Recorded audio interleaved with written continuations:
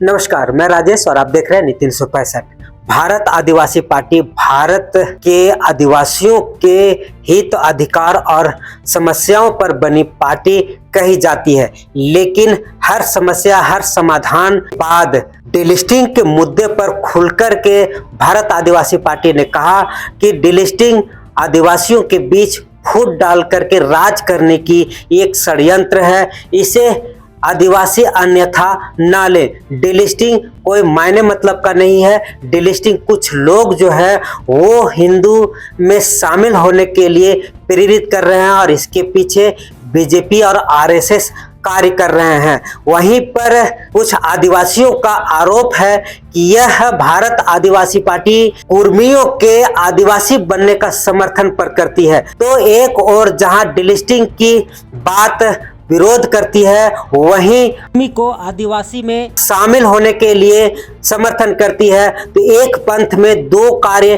कैसे हो सकता है? इसको लेकर के आदिवासी समुदाय में दो भाग बटे हुए हैं। एक जो डिलिस्टिंग के मुद्दे को सही मानते हैं, वहीं दूसरे इसे गलत मानते हैं। आखिर जनजातीय सुरक्षा मंच के मीडिया प्रभारी सोमा औराने ने डिलिस्टिंग को लेकर के क्या कहा, देखें पूरा रिपोर्ट। भारत आदिवासी पार्टी जो अभी देश लेवल पर संगठित हो रहा है, उसका कहना है कि हम आदिवासियों की जो उसका अधिकार है, उसका जो कस्टम है, उसके आधार पर हम पार्टी बनाए हैं, लेकिन डिलिस्टिंग पर उसका विरोध है। क्या कहते हैं? देखिए, अपना निजी स्वार्थ के लिए वो पार्टी बनाए हैं। अगर वो समाज के हितैषी रहते तो डिलिस्टिंग का विरोध नहीं करते। आपको हम बताना चाहेंगे, भारत देश का आज़ाद होने के बाद 75 साल बीत गए और जो भी आरक्षण का रोस्टर का जो कॉलम है, अनुसूचित जाति, अनुसूचित जनजाति को जो आरक्षण, केंद्र का आरक्षण, राज्य का आरक्षण जो मिला हुआ है, वो सबका वो आरक्षण का लाभ सीधे सीधे धर्मांतरित ईसाई और मुस्लिम उठा रहे हैं। तो ये बात तो जो बाप पार्टी जो बना है वो कहने बोल रहा है। अगर वो आदिवासी का विकास के लिए पार्टी बना रहा है, उसको ये समझ में नहीं आ रहा है कि जो भी जनजाति है, आदिवासी है, उसका आरक्षण का लाभ धर्मांतरित ईसाई और मुस्लिम ले रहे हैं, उसको मिलना बंद हो। ये बात वो कहने बोल रहा है और चले हैं पार्टी का निर्माण करने। तो क्या वो आदिवासी समाज का विकास करेंगे? झारखंड में उसका विस्तार हो रहा है, जहाँ पे बहुत सारे आदिवासी जो अपने आप को अगुआ कहते हैं, आदिवासियों को हितैषी मानते हैं, वो लोग उससे जुड़ करके और आदिवासियों को मजबूत कर रहे हैं। तो डिलिस्टिंग जहाँ बात आती है वो कौन हो जाते हैं? क्या आदिवासियों को विकास नहीं करना चाहते? अब देखिए, वैसे लोगों को हम कहना चाहेंगे, या तो वैसे लोग धर्मांतरित होकर ईसाई बन गए हैं, या तो मुस्लिम बन गए हैं, या तो नेतागिरी कर रहे हैं कि अपना नेतागिरी चमकाना चाह रहे हैं। हमारे जैसे जो जिनविन आदमी रहेगा, जो जिनविन आदिवासी जनजाति रहेगा, वो एकदम डंके की चोट में बात करेगा कि 75 साल बीतने के बाद भी आज भी जो आदिवासी जनजाति को हक अधिकार मिलना चाहिए वो नहीं मिला है। इसीलिए डिलिस्टिंग का बिल पास होना जरूरी है।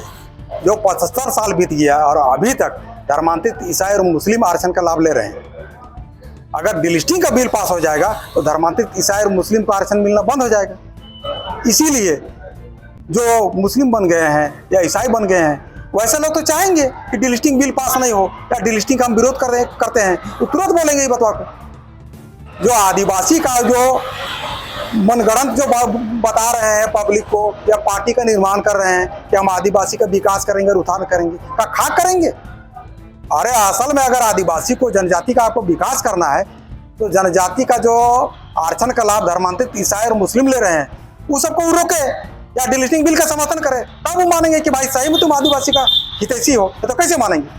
भारत आदिवासी पार्टी का कहना है कि डिलिस्टिंग मुद्दा को लेकर के आदिवासियों को बांटने का एक रणनीति और एक खेल चल रहा है। कोई बांटने और खेल करने का कोई रणनीति नहीं चल रहा है। अगर इतना दिन से जागे रहता, आदिवासी का जो भी हक अधिकार है, आरक्षण है, वहाँ पर देखिए, वहाँ पर धर्मांतरित ईसाई और मुस्लिम बैठ रहे हैं। मुस्लिम का और ईसाई का आरक्षण खा के आप दिखावे तो हम देखते हैं उसको। लेकिन आदिवासी सब जब जागे तब सवेरा। अभी हम लोग बहुत जाग गए हैं और हम जगाने का काम कर रहे हैं कि 75 साल बीतने के बाद भी आज भी जो मूल जनजाति है उसका घर दूरा या उसका जो विकास होना चाहिए वो नहीं हो पाया है। इसका क्या कारण है?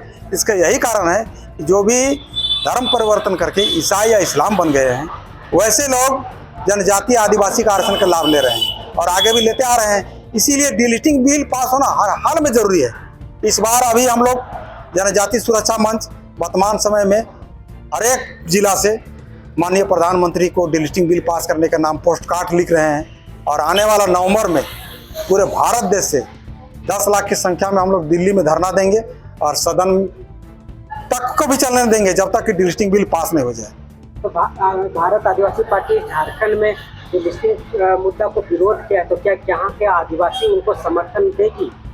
यहाँ का आदिवासी बिल्कुल उसको समर्थन नहीं देगी। तो धर्मांतरित होकर ईसाई बन गए हैं या मुस्लिम बन गए हैं, वैसे लोग उनको समर्थन करेंगे। मूल जनजाति आदिवासी उनको बिल्कुल समर्थन नहीं करेंगे। अब यही तो धीरे धीरे हम युवा वर्ग को विशेष करके जगाने का काम कर रहे हैं।